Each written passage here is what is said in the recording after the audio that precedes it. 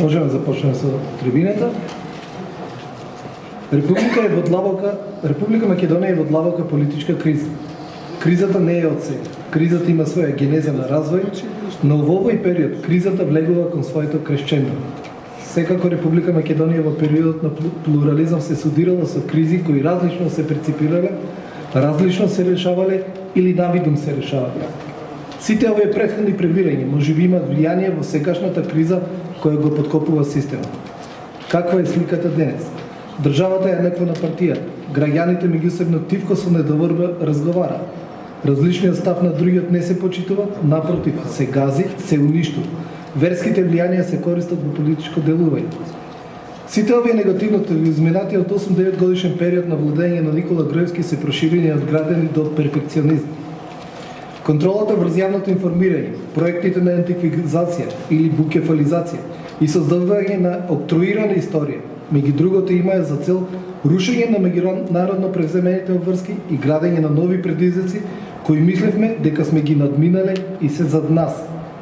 НАТО и ЕУ интегративните процеси се во фаза на хибернација. Од друга страна, ЕУ интеграцијата се толкуваше и толкова како процес на преголема регулираност, да се мисли дека гломазната администрација нешто работи.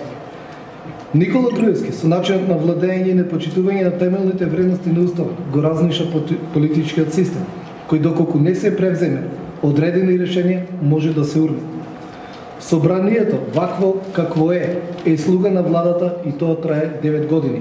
Исфрлени пратеници, потоа со сила верификувани мандати, ограничени со верност кон владеачката партија мандати на пратеници е слика на собрание кое му одговара само на Никола Груевски, а не на граѓаните. Кризата бара решение. Од вас, почитувани присутни, ценејќи го вашето искуство, барам денес да дебатираме на оваа тема. Како до решение? Кои се излезите од оваа состојба? Јас сум Горан Николовски, генерален секретар на Либерална партија и во име на Либерална партија имам чест да ве поканам да понудите решенија за излез од политичката криза. Најнапред го поканувам председателот на Либерална партија Иван Величковски да земе свој збор. Благодарам на сите присутни денеска и во публиката и на новинарите и секако на колегите со кои ќе дискутираме на оваа тема и ќе ги дадеме во ведните излагања. На господинот Билјали, Рамадани и господинот Кекеновски. Сите сме соочени со многу специфични прашања и предлагам за тоа да започнеме веднаш. Очекувајќи го ваквиот расплет на политичката состојба, уште таа пред да прерасне во тековната криза, Либералната партија предложи така наречената либерална иницијатива за Македонија како што треба да биде. Во неја понудивме уште тогаш решенија кои денес се актуелни и ќе стануваат се поактуелни. За почеток, посетувам дека премисата за Либералната партија од објавувањето на бомбите до денес, дека одговорноста за прислушкувањето, било да е од домашни, било да е од странски служби, лежи во службите и во институциите на државата. Односно, одговорноста на министерот за внатрешни работи, на премиерот и на директорот на Дирекцијата за безбедност и контрразузнавање и во едниот и во другиот случај постои. И таа мора да биде понесена. Зошто? Едноставно, и да било прислушкувањето нарачано е противзаконско, и да странски служби не било спречено. Институциите не функционираат. И да нема дилеми, уште од самиот почеток во својата прва реакција Либералната партија рече: пуч нема, бидејќи е јасно дека согласно опсегот не може да станува збор според сите проценки за странски служби. Затоа легалистички и идеолошки оправдано инсистирањето на правен институционален епилог, но за тоа се потребни владење на правото и непристрасни институции. А нив денес во Македонија, со сите разговори што ги слушаме и веројатно со нешто ќе ги слушаме, ги нема. Тоа значи дека цели институции се претворени во изборни штабови, дека нивните шефови во спрега со медиумите кројат затворање на политичките противници, се применуваат истражни мерки за следење на опоненти и неистомислечки новинари, а јасно е од соопштенијата на кабинетите на министрите дека нема никаква иницијатива за скратување на растечките тензии. Во таа смисла неприфатливи се и постојаните повици на академијата, која повикува на институционална и правна разрешница во тековните услови на партиски контролирани и компрометирани институции, додека владењето на правото е пуста желба. Затоа повикуваме и академијата да се соочи со реалноста и да ја преземе својата одговорност која што следи како номинална, институционална, интелектуална и научна елита. Да ја согледа состојбата и да понуди надпартиска, промислена и темелна платформа за консолидација на институциите. Во отсутство на такво нешто, Либералната партија приоритетно дефинира потребни мерки и чекори во два паралелни правци. Оспособување на собранието кое треба да изгласа недоверба на владата и формирање на концентрациона влада. Добро е што концептот на техничка влада се комплетно е напуштен од сите политички чинители и со тоа се отвора можност за формирање влада со суштински надлежности, политички капацитет и широк опсег, во услови кога се загрозени сите параметри на нормалното функционирање на институциите на државата, поради нивната партиска злоупотреба од партиите на власт, а пред се од ВМРО ДПМН. Затоа одиме со ред. Кога предлагаме концентрациона влада во консенс, зборуваме за влада со политички мандат, стекнат врз основа на меѓупартиски договор, платформа утврдена низ преговори за нејзино формирање, но со минимум неколку надлежности. Редефинирање на изборната регулатива за фери демократски избори што реално ќе одразат волја на граѓаните. Во услови кога власта е најголем финансиер, работодавец, субвенционер и инвеститор во стопанството, но изборна регулатива што нема цели етнички заедници да ги фаќа за уши или да ги фаќа за врат и да ги носи на избори. Ослободување на медиумите и јавниот радиодифузен сервис од партиска контрола и почеток на општествено партнерство во кое медиумите ќе ја вршат својата темелна улога на општествен контролор и јавна совест. Прочистување на избирачкиот список, без човечиња што се водат за рака и гласаат. Тоа ќе се согласите бара и попис, операција што демек сите сакаат да ја избегнат заради патриотизам, а во суштина сакаат да манипулираат со проценти. И зошто да не, редефинирање на изборниот модел за реална политичка и етничка представеност. Според Либералната партија, тоа е една изборна единица со отворени листи. Наше барање уште од 2009 година. Зошто зборуваме и за концентрациона влада? Меѓу другото, како партија сметаме дека таа може да избере јавен обвинител на ниво на задачата, да отвори темелна истрага за сите матни несреќни случаи на новинарите, од самодавање до кофа до мистериозни сообраќајки, да повтори истрага и да спречи постоење политички затвореници во Македонија, за какви што ги сметавме и Кејжаровски и Вранишковски, и за какви што ги сметаме и семејството Верушевски, и Бошковски, и Рамковски. И секако да отвори истрага за злоупотреба на моќта во случаите во Космос, Скопје 2014, за преземање на мнозински удели во фирмите под притисок на моќта и властовите на власт. Лично верувам дека ќе биде корисно ако се анализира и какви се разговори се водени во услови кога берзите многу мистериозно и чудно реагираа во 2009-2010 година. И секој да не заборавиме дека таа концентрациона влада треба да ја одржи Македонија на вистинскиот правец на европски, а особено евроатлантските интеграции, во услови кога од државниот секретар на Соединетите Американски држави јасно разбравме дека Македонија е на линија на огнот. Во услови на сите премрежја од Украина и во светлото на регионалната стабилност, Македонија мора да се подпре и на неа да се подпрат сојузниците што ги има избрано. И за таа цел да ги исполнува не само акциските планови за членство, туку и политичките критериуми во кои владењето на правото, слободната пазарна економија, добрососедството, воопшто копенхашките критериуми визави Европската унија ќе бидат исполнети. Го потенцирам добрососедството кое не е само предмет на договори, туку и на практични мерки, како што може да биде деконтаминирањето на телевизиските програми по нарачка на владата, со различни документарци во кои зближувањето на народите и државите е последна, ако не и непостоечка цел, а толкувањето на историјата е драматично партизирано. Таква концентрациона влада, почитувани присутни соговорници, јасно е дека бара и да има политички мандат далеку над поединечниот авторитет на една експертска влада и нејзините членови. Таа концентрациона влада не е влада што предводи преоѓање од еден во друг систем како што е транзиционата влада, ниту пак е влада без политички мандат и само спроведува процеси врз основа на постоечка регулатива како што е техничката. Конкретно Либералната партија нуди решение за санирање на институциите и враќање на довербата во нивниот капацитет. Истовремено се нуди решение што нема да ги пресели тековните судири и не сме да ги пресели тековните судири меѓу ВМРО, ДПМН и СДСМ, меѓу ДУИ и ДПА од едно место на друго, од собрание во влада. Туку таква влада треба јасно да лоцира и лична и политичка одговорност.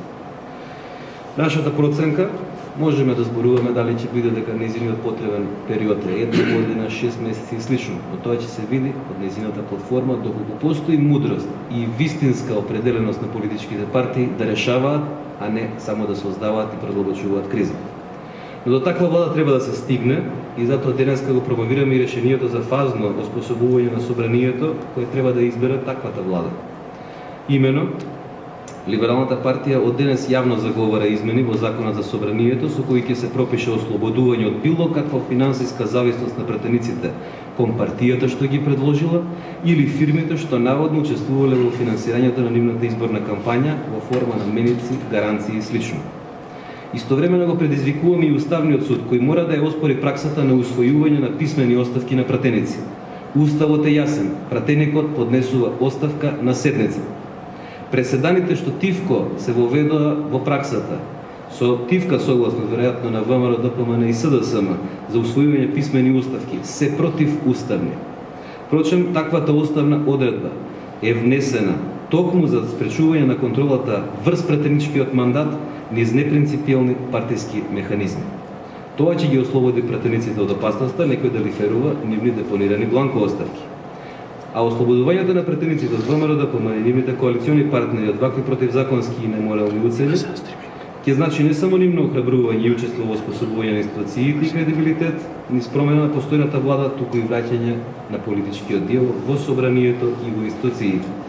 Оспособувањето на собранието легално и легитимно да донесува акти и на влада да управува легално и легитимно ќе го оспособи судството да се врати на правното и правичното судење наместо на спроведување на монтировките што во Македонија ја сместија во друштвото на земји на кои порано сме посведени. Благодарам, председателе Величковски. Следен говорник го поканува господинот Мерсел Билјали, универзитетски професор и политички аналитичар. Повелете. Благодарам на поканата. Поздрав до сите тука. Често ја слушам најексплатираната реченица. Ако новинарите ги прашуват и другите како ќе се реши проблемот и евентуално ги постават како прашање природна влада, технократска влада, експертска влада или концентрациона влада, како што спомена и одма одговорот од нивна страна, па зошто? Па ние сме добиле 500.000 и нешто гласа, значи ние имаме легитимитет. Што значи тоа легитимитет? Значи дури да го абстрахираме, да го исклучуваме тоа што го гледаме и го слушаме како снимка манипулација, на најчесен начин да ги добиле глас. Со ситуацијата, со состојбата што ја имаме, диаметрално меѓу ветуваното и тоа остварено, значи вие го губите легитимитетот и кредибилитетот. Значи, по логиката на нешто, значи тоа што земете, ја прочитајте програмата или предизборната програма нивна, колку убаво пишува, колку брзо ќе се развиеме, човековите права, демократија, слобода, интеграција и така натаму. Но гледаме остварувањето. Диаметрално нешто апсолутно спротивно и веројатно може да се повикуваат на кредибилитет кога би ќе излегува јавно, тогаш во предизборна кампања, знаете, драги граѓани, ние бараме од вас гласови, но ќе имате најслаба економија, ви ветуваме, ќе имате прекршување на правата на човекот, ќе има задолжувања, ќе ви ги иселуваме децата, здравството и образование, ќе ви биде срамота, ќе се поцрвените од државата и повелете гласете за нас. Тогаш кога ќе ги добиете гласови, стварно ќе беа легитимни и јас прв ќе ги бранев сега тука, дека владата има легитимитетот и потполно ги остварува, значи остварувала ветувањата во предизборната кампања. Но вие, значи, си ветувате нешто сосема друго, диаметрално правите нешто катастрофално лошо и уште да се повикувате во овај легитимитет. Второ, очигледно дека ние сме екземпляр за проучување како можат да се персонализират институциите на држава. Значи, јас уште лани прв пат го спомнав поимот персонализирање на институциите, оти често се употребуваше и продолжува да се употребува поимите партизирање на институциите. верува дека длабоко сум убеден дека институциите не се партизирани, туку персонализирани над 23 луѓе. И потоа продолжа некоја пирамида, исто врз персонална основа, не партиска основа. И не случајно сега имаме луѓе кои мислат дека им е киднапирана партијата и партијата треба да се врати во нормално. И тоа е сосема легитимно и логично. Кога ведам персонализација на институциите, ајде да прашаме, ево тука го имаме поранешниот претседател на парламентот.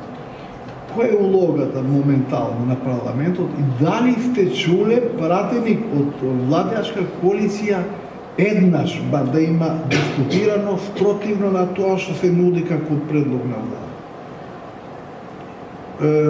Кај нас не сакам да се фалеме за тоа, меѓутоа имаше многу случаи дури во рамо на пратеничката група дел од пратениците да излегуваат да дискутират против тоа што е дел од коалицијата предложила влада. Па сега тоа не може да го сонувате, камо ли да го кажете. Зошто? Затоа што собранието припаѓа лично на некој. Не на граѓаните, понемалку на граѓаните. Дури на пратениците не припаѓа, туку на 23 луѓе диригенти кои ги назначуваат рамките од кои нема право ни усон да ги надминуваат тие рамки. Имаме ли влада? Не, одговор. Значи имаме 23 луѓе кои се ја имат киднапирани. Има Министерство за внатрешни работи кој треба да се грижи за граѓаните, за прекршување на законите. Не, оти сами да ги прекршуваат законите до најдрастичен начин. Имаме ли обвинителство? Ниво сон. Имаме структури против перење пари, антикорупцијски, не знам какви.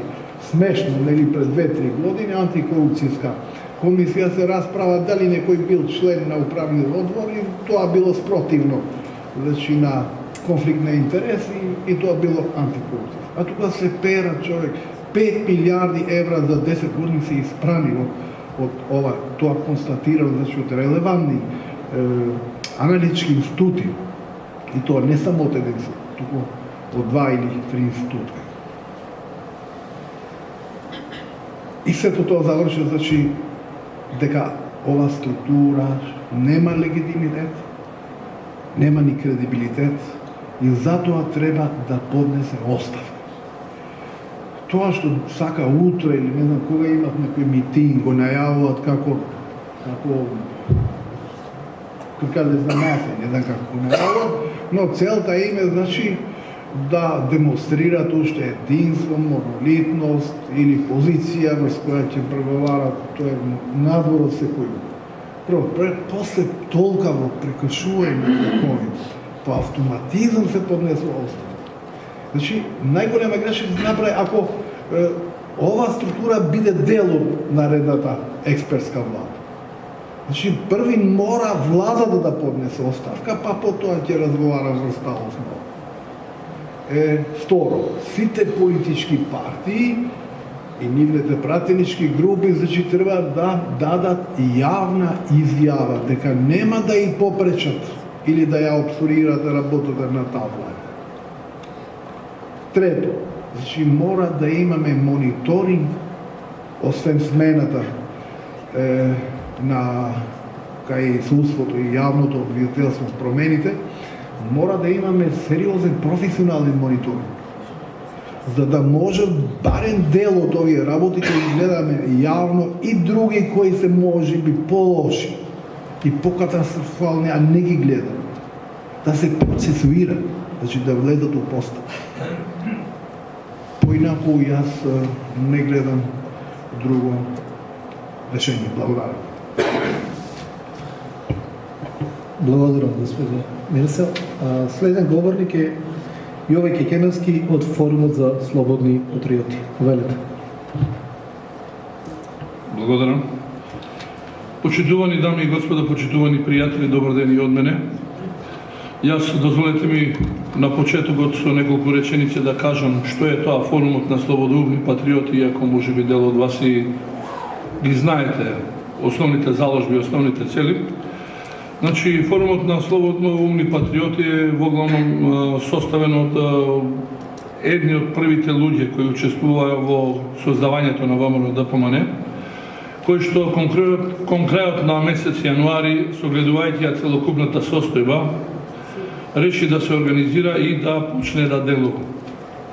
Значи, форумот на слободоумни патриоти не е ништо друго, туку е пред еден принципиелен, меѓутоа еден морален одговор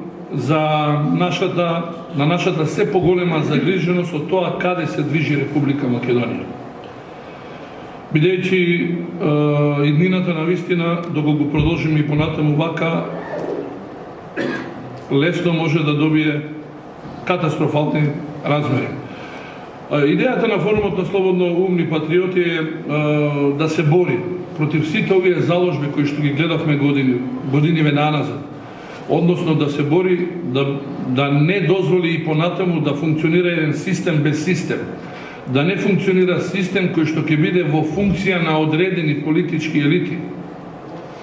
Да не дозволи понатаму авторитаризмот и тоталитаризмот да ни се нудат како нови, современи, цивилизацијски поднаводници трендови. Исто така форумот на слободоумни патриоти смета дека сиромаштијата на нашиот народ не сме да се гледа како продукт на една идеја за колективно жртвување во име на некои повисоки државни интереси. И сега тука нормално го поставам прашањето кои се тие повисоки државни интереси. Дали она што го слушаме и што го гледаме деновиве е интерес, државен, приоритетен државен интерес е зачувување на премиерската и лидерската позиција? Јас сум сигурен дека не. Најголем дел од граѓаните на Република Македонија државниот интерес не го гледаат во зачувувањето на лидерската и партиската позиција, односно премиерската позиција. Туку пред се во зачувањето на државата, а понатаму и на партијата ВМРО-ДПМН. Ова последното го говорам во име на голем дел и се поголем дел на членови на ВМРО-ДПМН. За да ја предложам оној наш предлог мерки за излез од политичката криза, дозволете ми најнапред да направам една паралела што ни се случува во моментот помеѓу Социјалдемократскиот сојуз и ВМРО-ДПМН и кое што од ден на ден се повеќе ја продлабочува оваа не само политичка, туку и државна криза.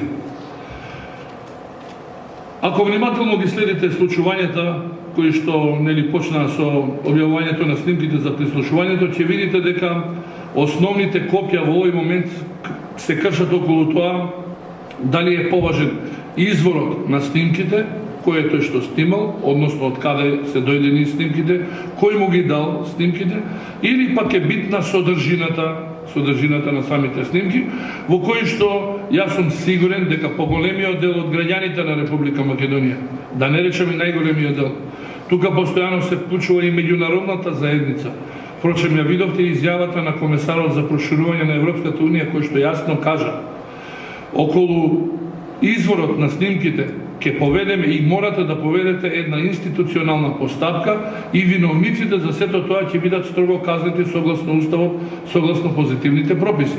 Што се однесува до содржината на снимките, тие мора да ги слушне секој граѓанин на Република Македонија, мора да дојдат до увото до секој полнолетен граѓанин и малолетен граѓанин на Македонија, за да вакви работи не ни се случуваат во иднина. Значи, тоа е првата разлика помеѓу едните и другите и мислам дека содржината на снимките највеќе ги интересира граѓаните на Република Македонија, од кој што се добива легитимитетот на кој што некои се повикуваат постојано цело време. Второто е што ВМРО-ДПМН инсистира да се отпочне една правна процесна постапка од постојниот обвинител, кој што лично за мене и за поголем дел од граѓаните на Република Македонија нема ниту кредибилитет, нема ниту дигнитет да заврши целокупната оваа работа, од причина што слушнавме на кој начин се случувало сето тоа, како се местеле судски одлуки, како се избирале суди и така натаму и така натаму. Од друга страна пак социјалдемократите Инсистираат да се почне исто така со правно-процесни действија, меѓутоа поради немање на кредибилитет бараат меѓународно присуство, односно ние тоа ќе кажам дека го предлагаме преку формирање на една анкетна мешовита комисија која што ќе утврди, составена од домашни и странски експерти, и која што ќе утврди не само политичката, туку пред се и кривичната одговорност, а таа сигурно дека постои. И третиот сегмент во овој дел е заложбата на, кога велам ВМРО ДПМН цело време, верувајте, мислам цело време на раководството, односно на првите луѓе на ВМРО ДПМН во овој контекст, кои што настојуваат ако може таа судска постапка да се одвива што е можно побрзо. Што е можно побрзо преку ноќ да се осудат луѓето. Видовме како е осуден еден од нив врз основа на новиот кривичен законник. Меѓутоа, очигледно во иднина ќе се забрзува таа постапка и се со цел да се открие виновник. А од друга страна, па социјалдемократите, немајќи верба во институциите на системот, ќе настојуваат тоа да се реши со помош на меѓународната заедница. Сега имајќи ги, и мораме да кажеме дека ова што се случува можеби не е крешендо, како што се обиде еден новинар да каже деновиве, туку мислам дека е почеток на една кулминација која што треба да достигне во текот на наредните дни. Ова е можеби првата 1/3, или еве да речем можеби и прва четвртина, бидејќи ни предстојат уште најмалку 3, а можеби и 4, предпоставувам, продолженија, кои што ќе кулминираат и каде што треба да имаме една завршница.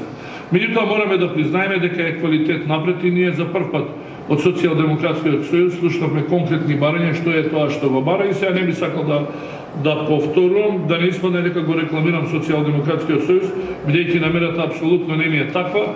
Нашата намера е да се ја спасиме ВМРО ДПМН и заеднички, сложно, консолидирани, прочистени, јас често пати велам, од онаа нечиста крв, од сите оние кои што се огрешиле од уставот, од законите, од моралните вредности, од демохристијанските постулати, да се заменат од оваа наша партија и низ една фер процедура, изборна процедура, да повторно победиме заеднички сите за доброто на Република Македонија. Кога велам, бидејќи врз основа на сите овие постулати кои што ги наведов претходно, ние направивме еден пакет мерки кои што мислиме дека наидоа добија добар одзив во меѓународната јавност. Мене ми е жал некако тие не поминаа кај нашите политички партии, освен кај почитуваните колеги од Либерална партија кои што сериозно го разгледа овој документ. Останатите некако не го разгледаа, меѓутоа странците земаа поголем дел на наши предлози и забелешки кои што мислам дека ќе ги практикуваат во иднина, и тоа е една голема сатисфакција дека форумот на слободоумни патриоти е на вистинскиот пат и можне реално, коректно ја води целокупната оваа постапка за зачувување на државата и партијата. Што е она што ние го понудивме? Прво понудивме спроведување на заклучоците, односно кога велам заклучоците, мислам на правните квалификации и препораки од подпишаниот договор од ад хок комисијата која произлезе од Мартовскиот договор од 1 март 2013 година. Се сеќавате многумина од вас дека едните го подпишаа обете страни, меѓутоа едните го прогласија тоалетна хартија. Токму таа тоалетна хартија сега ќе се удри од глава на сите оние кои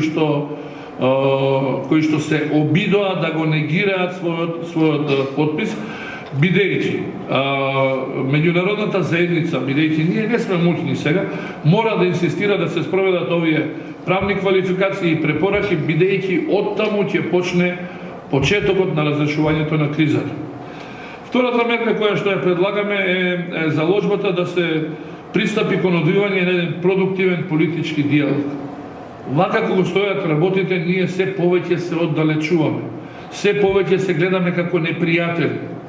Се повеќе се гледаме како на нашиот соперник, на нашиот политички конкурент, да го невозможиме, да му извадиме очите, рацете и така натаму, ако може и да не постои. Тоа е најтрагично, тоа е за жал дел од лошата политичка култура која што постои кај млади луѓе кои што подосни пристапиле на ВМРО ДПМН. Од друга страна, овој продуктивен политички диалог не е на наша замолница до нашите пријатели од Европската Унија да земат максимално учество. Јас сум среќен што денови слушаме дека политичари од типот на Могерини, нели Вајгел, колку што се сеќам, ја предложи да биде медијатор во сите тие во отпочнувањето на тој политички диалог, во кој што треба да изнајдеме заеднички прифатливи решенија за излез од оваа криза. Едно време размислувавме за враќање на опозицијата во парламентот, меѓутоа со оглед на цврстиот став, тоа ние веќе го бришеме, меѓутоа сигурно дека согласно сугестиите кои што се повеќе и повеќе доаѓаат, овој продуктивен политички диалог кој што би требало да се одвива треба да биде во насока на создавање на преодна влада, и тоа не било каква преодна влада, и јас се согласувам со предлогот на Либералната партија тоа да биде концентрациона влада. Зошто концентрациона влада? Затоа што сите политички партии ќе имаат можност да учествуваат во излегувањето, во предлог решенијата за излегувањето од кризата.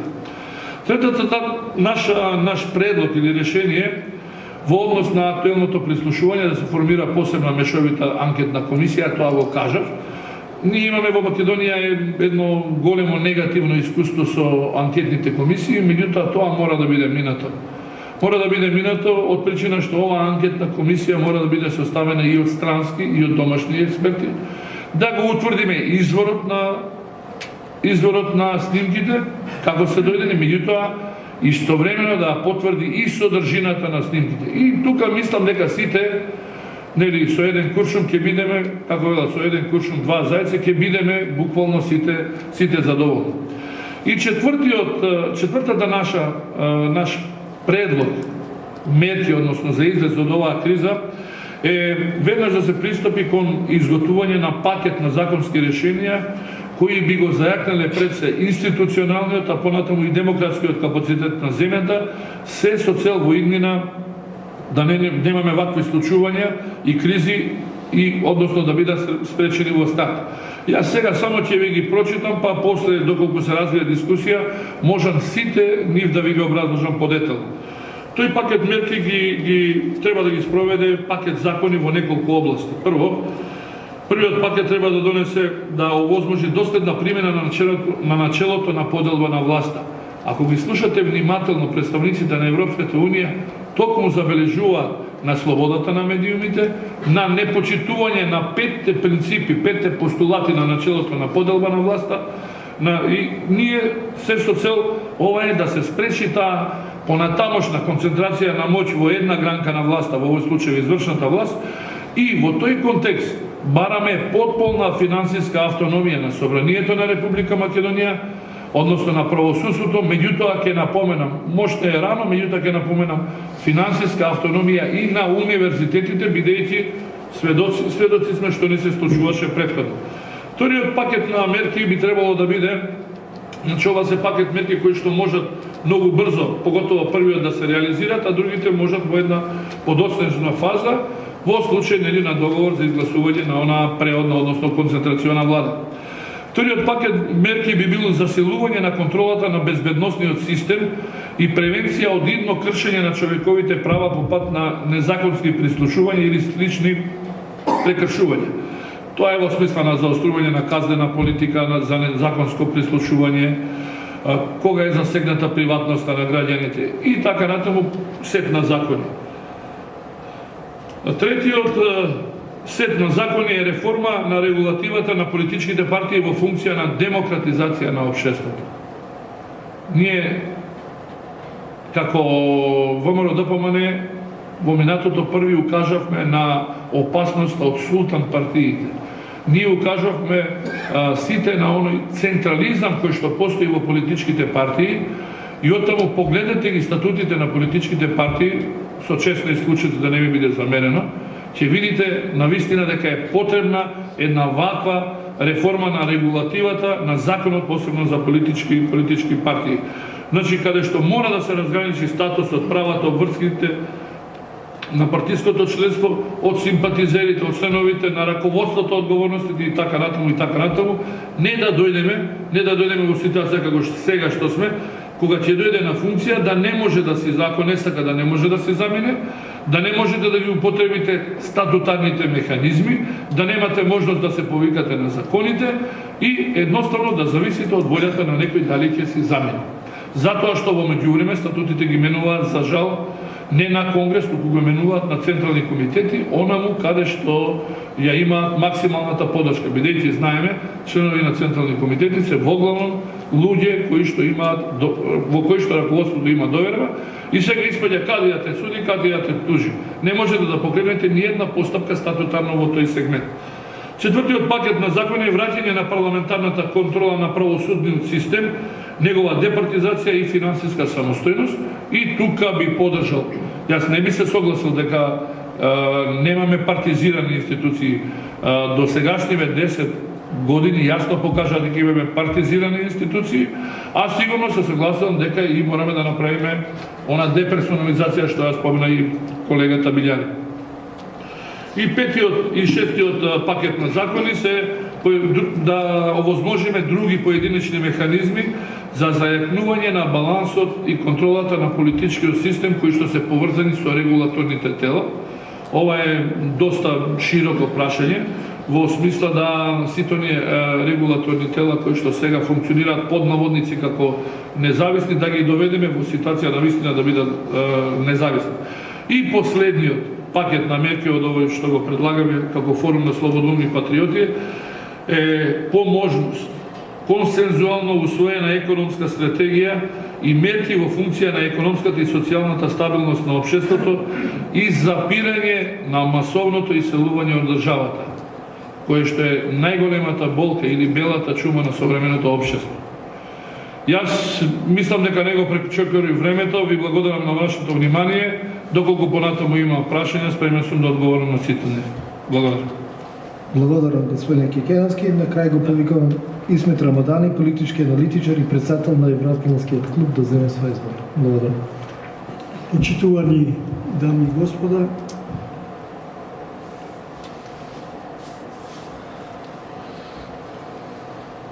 овие денови има толку кажувања и толку предлози што навистина понекогаш како да сакам да кажам нешто, а што би кажал нешто ново. Едно е сигурно, тие кои се сериозни луѓе, нека се и сериозни политичари, индивидуалци и така натаму, состојбата е доста сериозна во Република Македонија. Колку и да се лажеме понекогаш, толку, пошто има и такви луѓе неодговорни кои мислат дека и бомбите се забава една, меѓутоа состојбата сериозна. Зошто? Затоа што имаме и многу контрадикторни настапи во самата ситуација. Јас само сакам да ве подсетам. Премиерот на првото негово излагање, од на првиот негов настап, рече дека имаме ситуација пуч, обид за пуч. Председателот на државата пред 2 дена или вчера, кога рече дека немаме никаква ситуација толку сериозна, нема потреба да се собере Советот за безбедност. Се е окей. Министерот за одбрана пред тоа и така натаму. Сега веќе имаме ситуација која народно кажано е како башибузуци. Во однос на јавните настапи на најодговорните луѓе, иако е во прашањето, знак прашање колку се одговорни. Имаме ситуација морална криза. Затоа што одредени функционери, министри кои веќе се прислушкувани и ги слушаме нивните разговори, тие воопшто немат гајле. Утре дента веќе се појавуваат во Министерството и си терат по нивно. Значи, морал нула. Тие, ако приметуваат и инсистираат брзо да имат судска разрешница, нивните прислушкувани говори. односно разговори. Затоа што сакат од позиција на министер во нивно судство, нивно јавно обвинителство да заврши на брзина тоа. И намерата е многу јасна. Да поминат полесно. Видете вие, значи, и во и судска разрешница, и судски процес, и да се остане понатаму министр или премиер, тука веќе морал нема. Ни политички, ни човечки.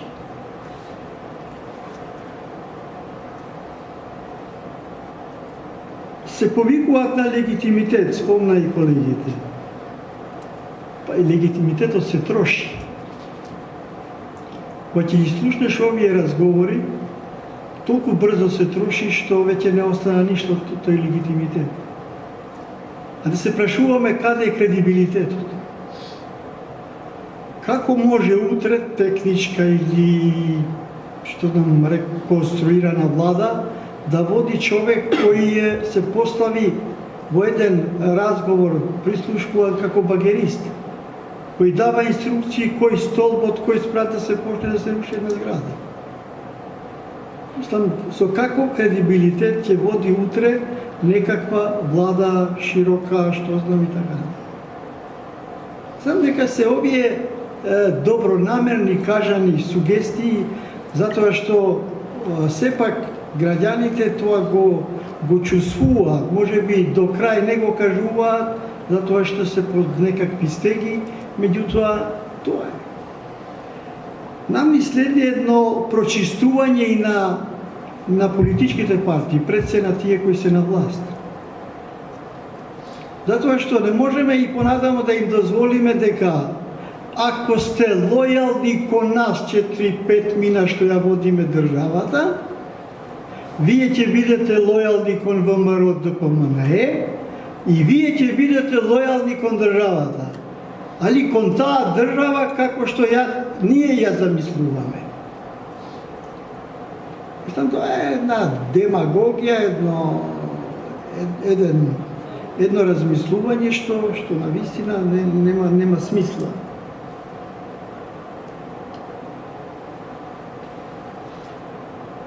Оставки. Со се изгледа првиот не им дава. Дури и некој да помисли на тоа,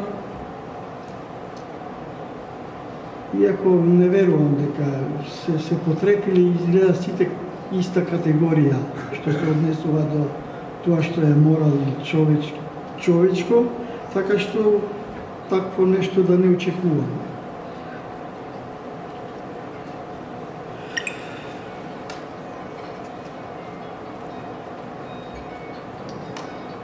Ако сме доведени во ситуација да расправа Комисија за надворешни работи на Бундестагот за нас, Европскиот парламент, од меѓународната заедница, амбасади, слушаме веќе дека се загрижени.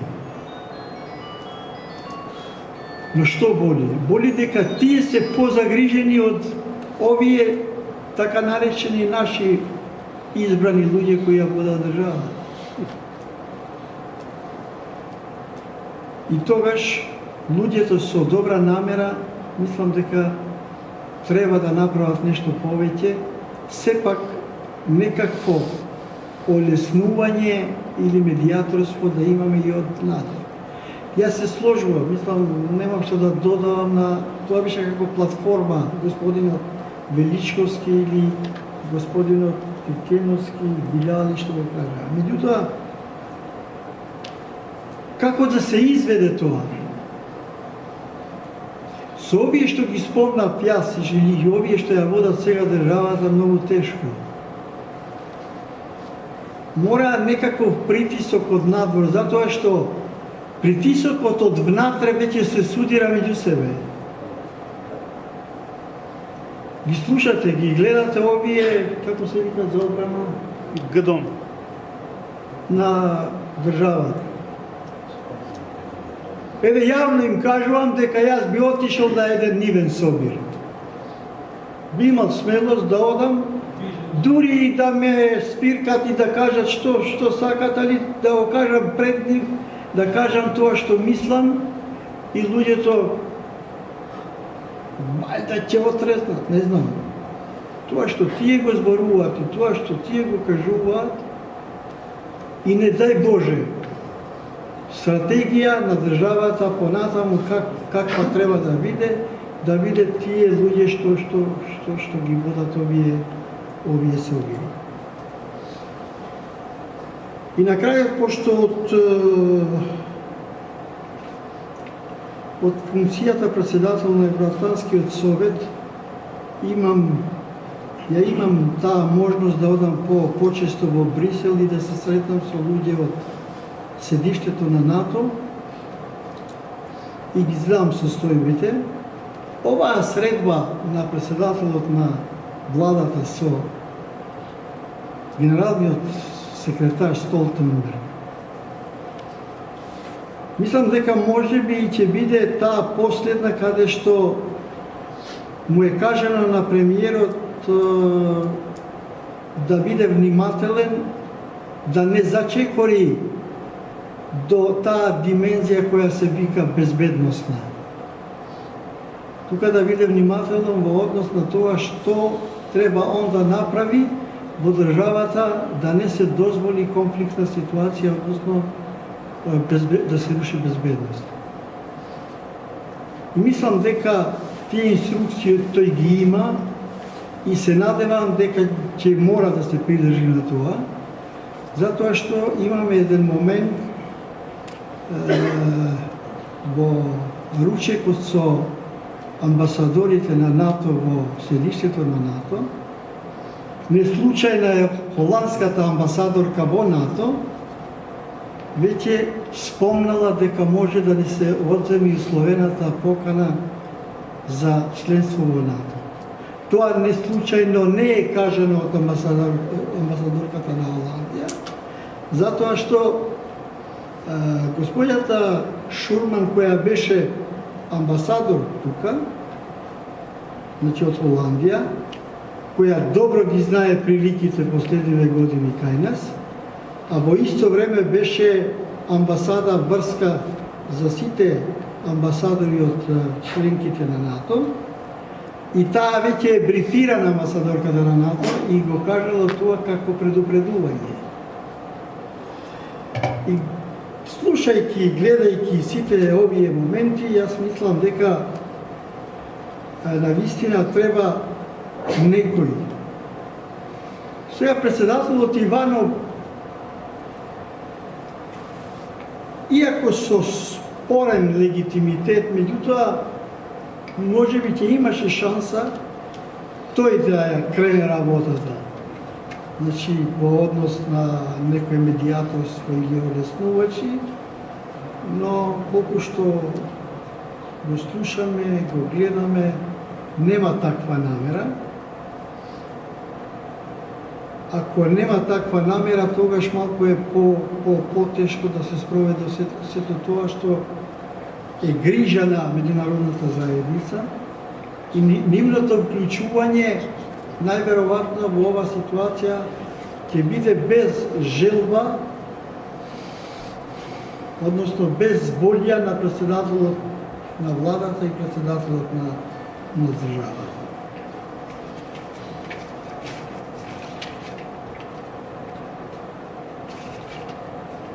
И тука некаде нека биде и крајот. Мислам дека преодна влада нека биде концентрациона, нови избори, да се надеваме дека ќе се случи еден ресет после тие избори, прав легитимитет, неспорен легитимитет, победниците да знаат да водат диалоги со утрешната опозиција и да се врати земјата во дискурсот на евроатлантската интеграција. Да благодарам. Значи, од тука гледам решение само меѓународната заедница да биде по-конкретна. Да биде, ако не се случило тоа, сега нека биде прв пат, нека се случи тако нешто да се дискредитира ова влада, да не се контактира со овие луѓе. Тогаш да видиме што ќе се случи. На тоа не сум чул до сега. Размислување и тогаш да очекуваме. А од ова очекување сега дека ќе дадат они, нема тоа да биде. Благодарам. Благодарам. Повелете, господин Величковски. Нема тешки прашања, може да има само директни или индиректни одговори. Би го поделил ова во два дела. Одговорот на дилемата што ја наметнавте, правилна дилема. Прво, би сакал да укажам дека сметам дека никоја меѓународна заедница не сака да влезе во внатрешни односи и во остварување на правата на граѓаните, доколку самите граѓани не сакат да ги остварат своите права. Легитимирање, делегитимирање е прашање на политика, но во моментот кога разговара било која држава со нашата држава, разговара со институциите, а не директно со граѓаните. Затоа ќе кажам дека напротив, решението беше изложено на самиот почеток. Не може да се бара алтернативата само во чекање на оставка. Именно изложивме два концепта, два паралелни правци кои се движат. Каква влада е потребна и како до таква влада. И многу едноставно. Начинот, паралелно со сите шамари кои меѓународната заедница ги удира, ве потсетувам, Јункер ја откажа средбата со Груевски. Таа не беше одложена и слично.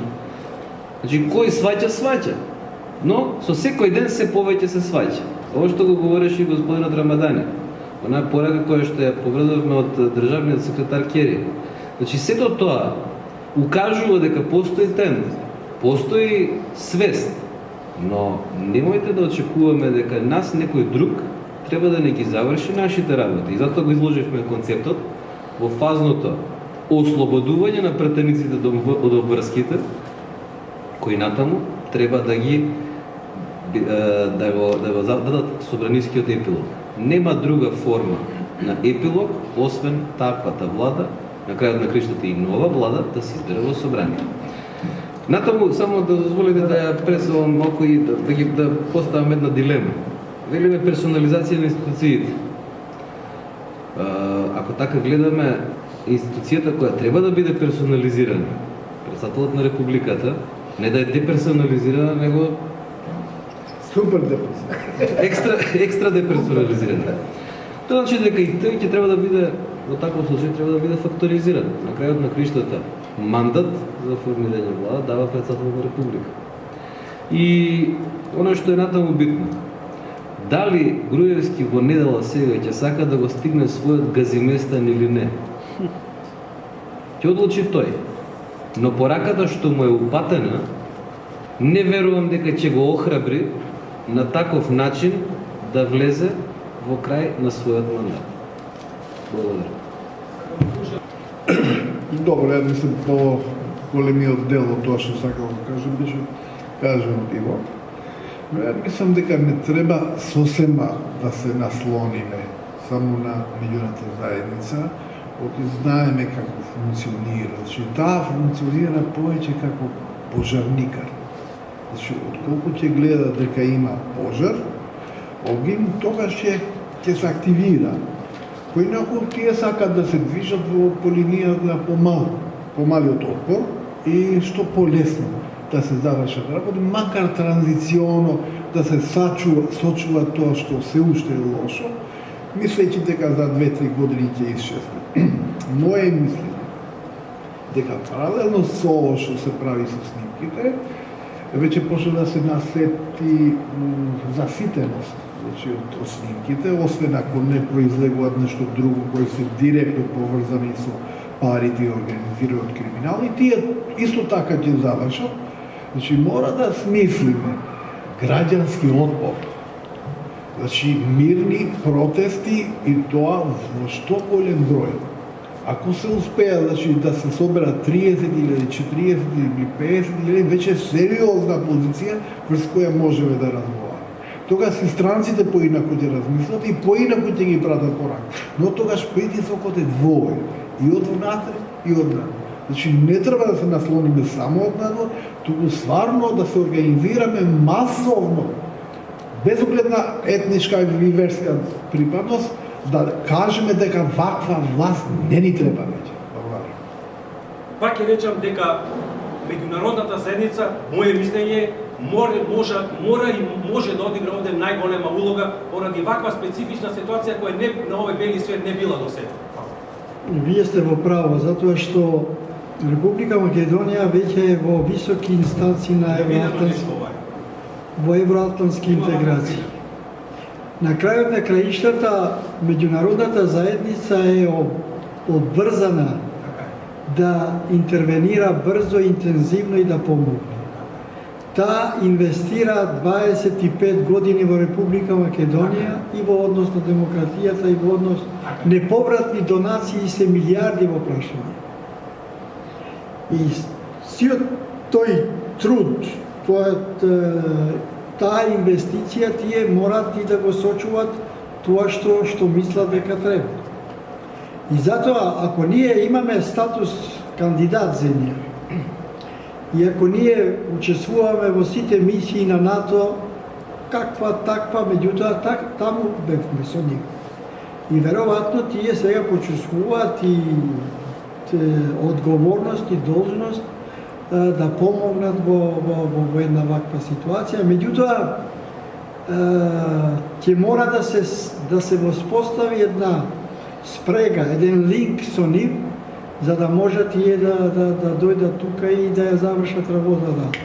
Инаку, мирни да се протестира, мислам, граѓански и така натаму, тоа може да се изведе без никаков проблем, затоа што јас не верувам дека оваа власт може да ќе се осмелува да направи нешто во однос на тоа што значи бруталност кон својот народ, затоа што другите се тука присутни, затоа што не се и таква сила колку се преправа тие.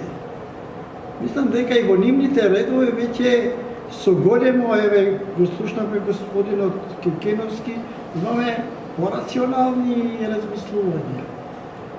И во другите, и во условно кажано албанските партии, во ДУИ, во ДПА, таму веќе има насет, веќе има така наречени најавени реформи во самите партии. Кога ќе ги слушат овие разговори понатаму, мислам дека тоа ќе биде уште појако, уште посилно и се надевам дека тоа што е по-здраво во рамките на овие големи партии ќе дојде до израз и со помош на меѓународната заедница ќе можеме нешто подобро да направиме во периодот што ни предстои. Кој го сруши Јануковиќ? Значи не можела никаква дипломација, никакви санкции, никакви притисоци. Се додека на почетокот 40-50 потоа немаше повеќе од 6-7 перманентно, значи. Тоа да ви кажам, значи, упорно, не да се протестира и да се замине дома. Значи, секогаш да има 10 дена, 15 дена, ќе се смениме, па тука мора да ли биде. Ако сакаме, мислам, тоа е најмала цена што треба да платиме, што ќе преносиме тука и ќе јадеме седиш, окей, што има лошо во тоа, но ќе ја спасиме државата и нашите фамилии и нашите интереси. Јас сум представник на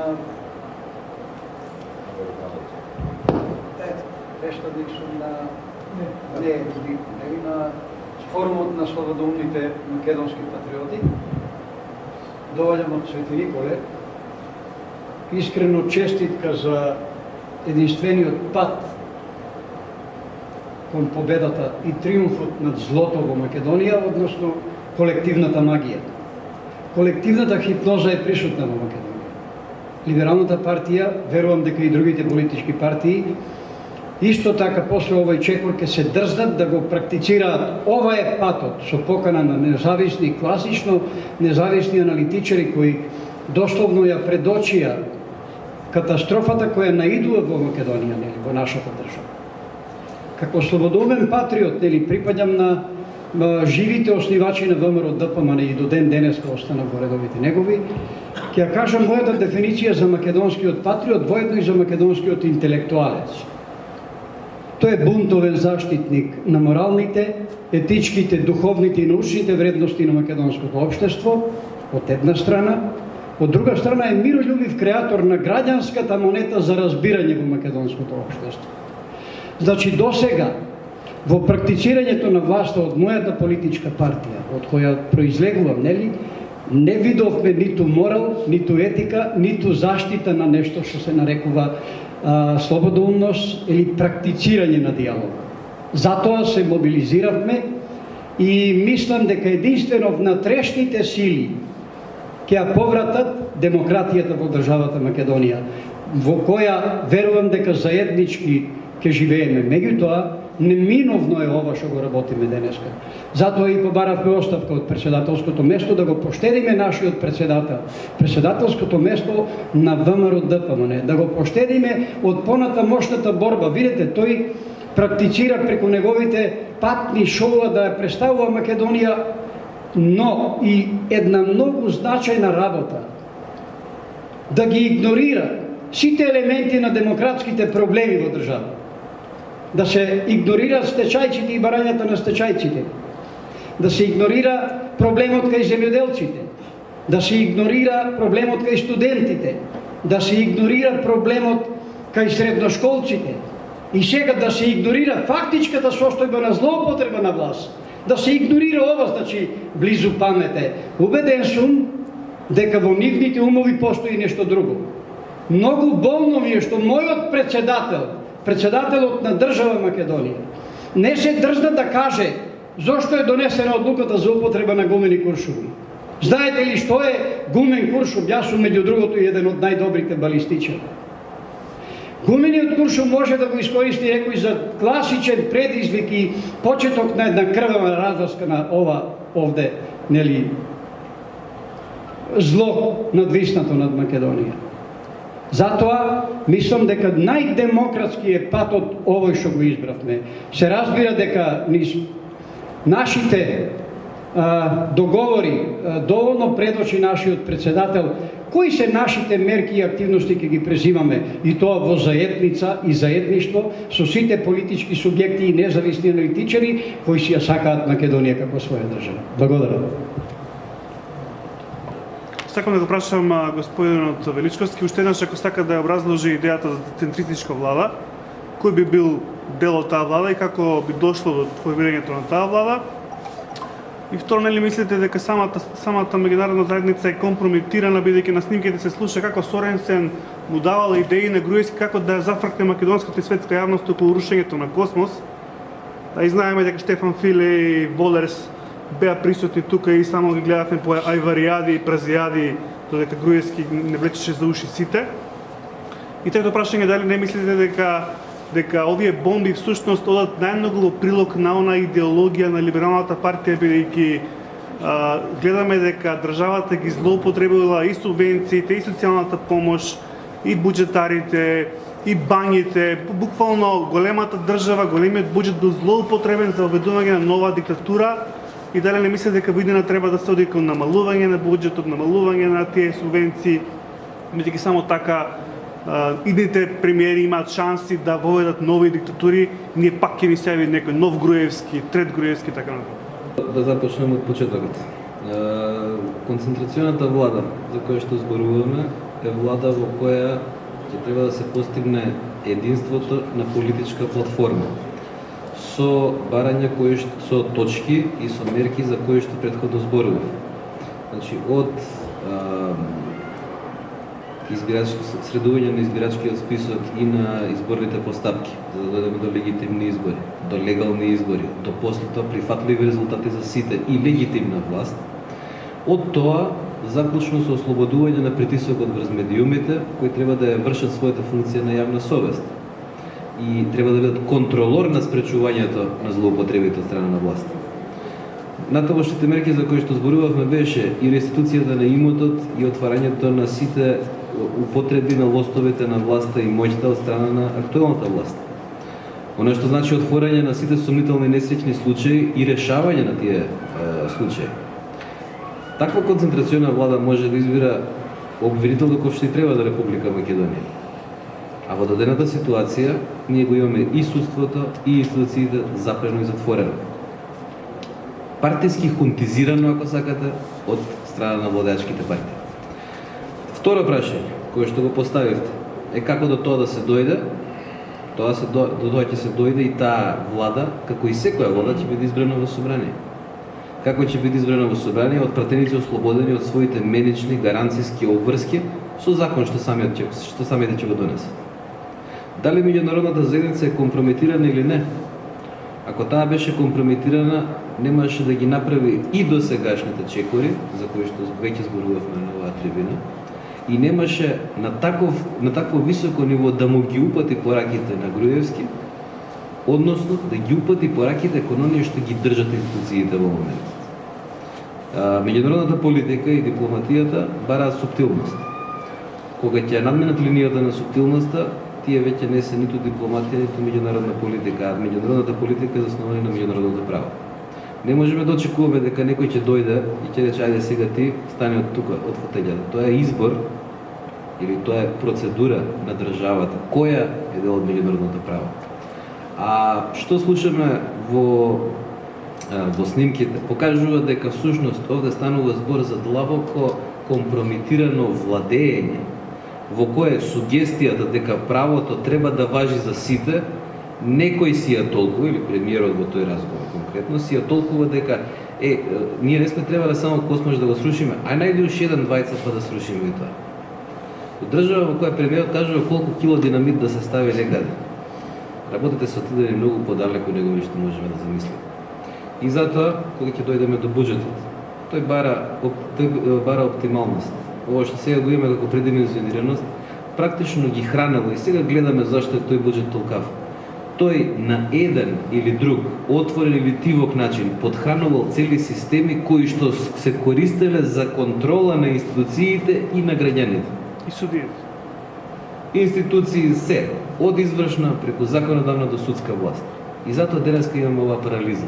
И затоа нудиме со сите оние кои што сакаат добронамерно да пристапат, како да дојдеме до решенијата. Веќе ги знаеме состојбите. Кој знае што ќе слушаме, но тоа веќе нема да го смени основниот пристап и основниот впечаток. Дека сме имале работа со луѓе кои ниту знаеле како треба да се владее, ниту биле подготвени да владеат врз основа на закон. Владењето на правото во оној момент кога ќе отиде, кога ќе умре, таа држава е умрена. Благодарам.